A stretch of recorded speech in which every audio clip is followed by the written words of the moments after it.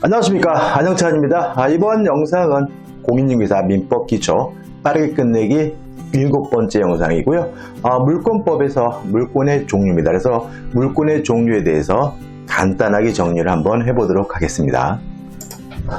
자, 물권의 종류를 정리하려면요, 먼저 물권 법정주의에 대해서 우리가 생각을 해봐야 되거든요. 자, 개념은 간단합니다. 물권에 관한 사항은 법으로만 정하는 주의가 물권 법정주의예요. 그럼 여기서 법이 뭐냐? 법률과 관습법입니다. 따라서 물권에 관한 사항은 법률과 관습법으로만 정하는 주의가 물권 법정주의거든요. 근데 주의하실 점은 여기서 말하는 법률은 국회에서 제정한 형식적 의미의 법률만을 의미한다는 거죠. 따라서 대통령령이나 장관령으로는 물권에 관한 사항을 정할 수가 없기 때문에 이 물권법과 관련된 시행령이나 시행규칙은 존재할 수 없다는 거 주의하셔야 되고요.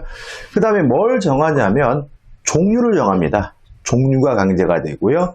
또 내용이 결정됩니다. 내용이 강제되거든요. 따라서 법률과 관습법 외에는 다른 방법으로는 새로운 종류의 물권을 만들 수가 없고요. 법률과 관습법에 정하고 있는 그 내용을 지켜야 되거든요. 따라서 만약에 이러한 것들을 위반하게 되면 결과적으로 무효가 돼요. 그래서 물권법의 대부분의 규정은 위반하면 무효가 된다. 뭐가 되는 거죠? 강행 규정으로서의 성질을 띠게 된다는 거 유의하셔야 되겠죠.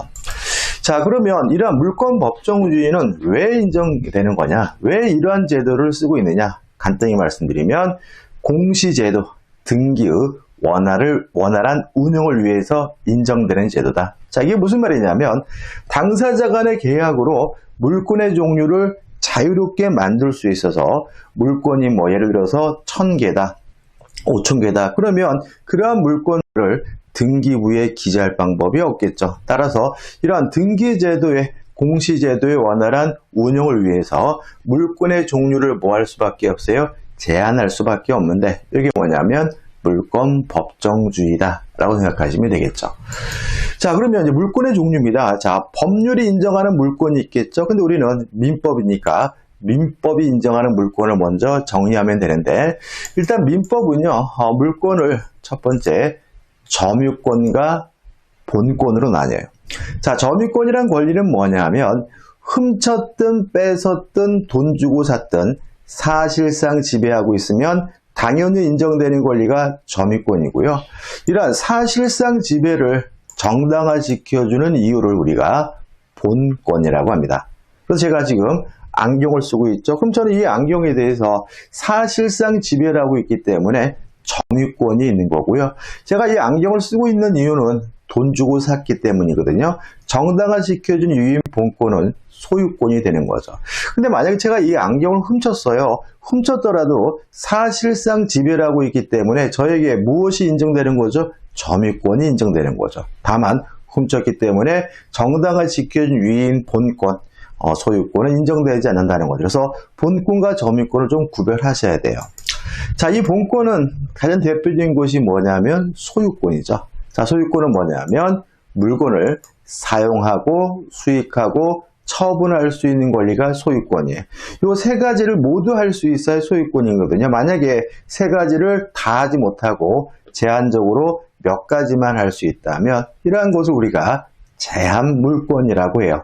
특히 사용하고 수익, 용익이죠. 두 가지만 할 수 있는 제한 물권 우리가 용익 물권이라고 하고요.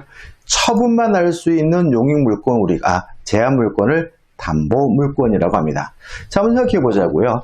자, 담보 물권이 처분만 할 수 있다는 것에 대해서 좀 약간 의문을 갖는 분이 계시는데, 예를 들어서 저당권이다 그러면 저당권이 설정이 돼도 그 집에 사는 사람은 저당권자가 아니라 소유자죠. 다시 말하면 저당권자는 그 물건을 사용하고 수익할 수는 없습니다. 그러면 뭐하러 저당권자냐? 채무자, 소유자가 돈을 안 갚으면 경매하려고 저당권을 설정하는 거죠. 따라서 저당권은 궁극적으로 뭐 하기 위한 권리입니까? 처분하기 위한 권리니까 처분하기 위한 제한 물권이 되는 거죠. 뭐가요? 담보 물권은. 자, 용익 물권은 세 가지가 있죠. 지상권, 지역권, 전세권. 자, 개념이나 내용은 우리가 기초 강의 제가 다음 영상부터 설명을 드릴 거고요. 그 다음에 담보물권은 유치권, 질권, 저당권이 있습니다. 제가 가렸나요? 자, 유치권, 질권 뭐죠? 저당권. 근데 이 질권은 시험 범위가 아니에요. 그래서 우리는 유치권과 저당권 두 가지만 공부하게 됩니다. 자, 그 다음에 물권 법정주에 따라서 관습법이 인정해주는 물권이 있겠죠. 실제로는 세 가지입니다. 관습법상 물권은 분묘기지권, 그 다음에 관습법상 법정지상권하고 동산의 양도담보에서 세 가지예요. 근데 동산은 부동산이 아니기 때문에 시험 범위가 아니에요. 그래서 우리는 관습법상 물권 해가지고 분묘기지권, 관습법상 법정지상권 두 가지만 기억하면 되는 거죠. 자, 그럼 여기서 우리 생각해 보자고요. 자, 물권 법정주에 따라서 법률과 관습법 외에는 다른 방법으로는 물권을 만들 수가 없어요.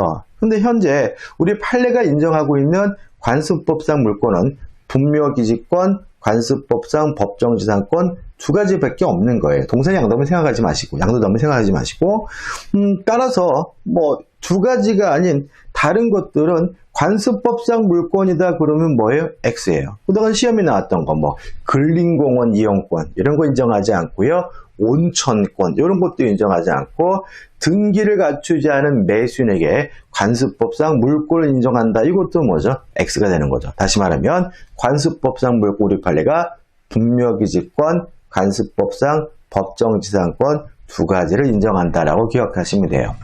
자, 분묘기지권은 뭐냐면요.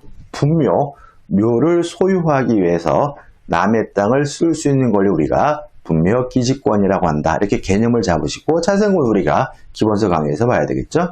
그 다음에 관습법상 법정지상권은 매매 기타 사유로 토지와 건물의 소유자가 다르게 된 경우 건물의 소유자가 취득하게 되는 토지 사용권 우리가 관습법상 법정지상권이라고 하고요. 따라서 이 토지 건물 소유자가 관습법상 법정지상권을 취득하게 되면 결국은 토지 소유자로부터 건물을 철거당하지 않게 된다. 이렇게 되는 거죠. 자, 분묘기지권이 뭔가요? 분묘를 소유하기 위해서 남의 땅을 쓸 수 있는 권리. 관습법상 법정지상권이 뭔가요? 매매, 기타 사유로 토지와 건물의 소유자가 달라졌을 때 건물의 소유자가 취득하는 토지 사용권을 우리가 관습법상 법정지상권이라고 하고 다시 말씀드리지만 우리 판례는 분묘기지권과 관습법상 법정지상권 두 가지만 관습법상 물권으로서 인정하고 있다는 거 꼭 기억해 두시기 바랍니다. 이번 영상은 여기까지입니다. 물권의 종류에 대한 구체적인 내용과 개념은 우리가 기본서 강의에서 자세히 공부하겠지만 이 정도는 여러분들이 아시고 계셔야 여러분들이 민법책을 보시는데 이해할 수 있거든요. 그래서 반드시 이 정도는 내 것으로 만드시길 부탁드리겠습니다. 자, 이번 영상이 도움이 되셨다면 구독, 좋아요도 부탁드릴게요. 고맙습니다.